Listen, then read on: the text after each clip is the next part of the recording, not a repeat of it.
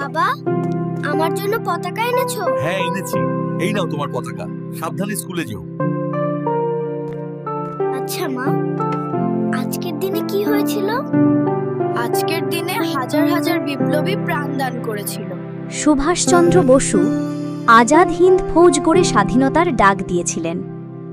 এরপর মহাত্মা গান্ধীর নেতৃত্বে ভারত ছাড়ো আন্দোলন ১৯৪২ সালে সারা দেশের মানুষ অংশ নেয়। শেষে গণ আন্দোলন শুরু হয় ১৯৪৭ সালে এবং আমাদের ভারত স্বাধীন হয়।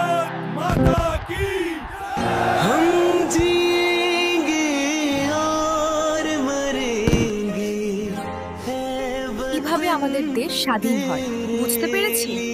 এরপর প্রত্যেক বছর আমরা এই দিন স্মরণ করি।